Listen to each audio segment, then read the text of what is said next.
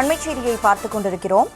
தமிழக வெற்றிக் கழகம் சார்பாக இன்றைக்கு 10 மற்றும் 12ஆம் வகுப்பு பொதுத் தேர்வில் அதிக மதிப்பெண்கள் பெற்ற மாணவர்களுக்கு சான்றிதழ் மற்றும் ஊக்கத்தொகை வழங்கும் நிகழ்வானது மகாபலிபுரத்தில் உள்ள தனியார் ஹோட்டலில் நடைபெறுகிறது. இதற்கு அந்த கட்சியின் தலைவர் விஜய் வருகை புரிந்திருக்கிறார். மாற்றுத்திறனாளி மாணவர்களோடு அவர் அமர்ந்திருக்கக்கூடிய காட்சிகளை பார்த்துக் கொண்டிருக்கிறோம். இது தொடர்பான கூடுதல் விவரங்களோடு செய்தியாளர் ஜெரி இணைப்பில் இருக்கிறார். ஜெரி, வணக்கம். எத்தனை மாணவர்களுக்கு இன்னைக்கு கல்வி விருது வழங்கப்படவிருக்கிறது? இதற்காக என்னென்ன ஏற்பாடுகள் எல்லாம் செய்யப்பட்டிருக்கு?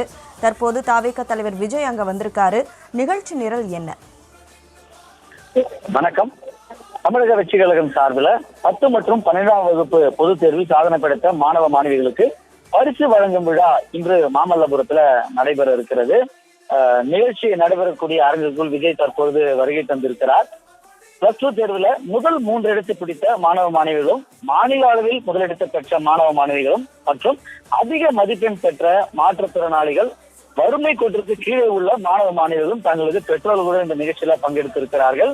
இந்த விழாவில் 600 மாணவர்கள் பங்கெடுத்திருக்கிறார்கள். மாணவர்களோடு கட்சி நிர்வாகிகள் மற்றும் பெற்றோர்கள் என 2000 பேர் இந்த நிகழ்ச்சியில இன்றைய தினத்தில் பங்கெடுத்திருக்கிறார்கள். மொத்தமாக இந்த நிகழ்ச்சி 3 கட்டங்களாக நடைபெற இருக்கிறது.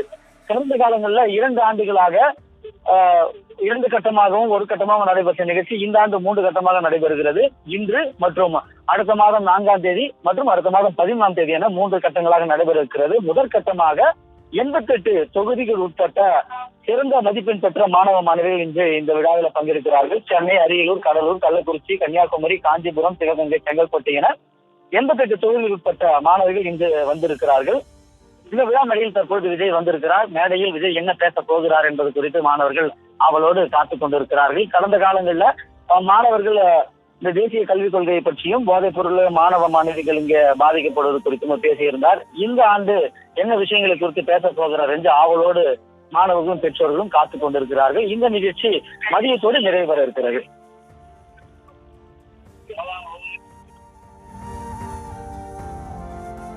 விவரங்களை வழங்கியதற்கு நன்றி ஜெரி.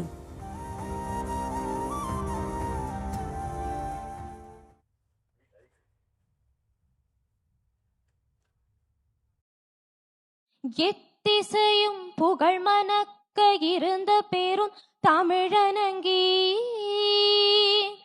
தமிழனங்கி உன் சீர் இளமை திறம் வியந்த செயல் மறந்து வாழ்ந்ததுமே வாழ்ந்ததுமே வாழ்ந்ததுமே.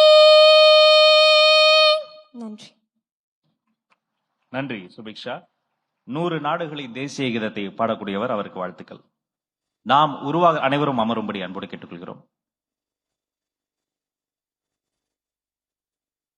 நாம் உருவாகிற இடம் கருவறை, நம்மை உருவாக்குகிற இடம் வகுப்பறை.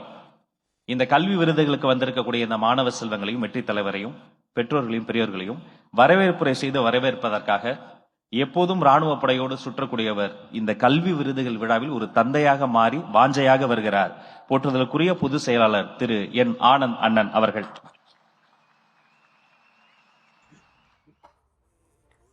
தமிழகம் முழுவதும் 2025ஆம் ஆண்டு நடைபெற்ற 10 மற்றும் 12ஆம் வகுப்பு பொதுத் தேர்வில் தொகுதி அளவில் சிறந்த மதிப்பெண்கள் பெற்ற மாணவ மாணவிகளை கௌரவிக்கும் வகையில் கல்வி விருது வழங்கும் விழாவானது தாவேக சார்பில் இன்றைக்கு நடைபெறுகிறது.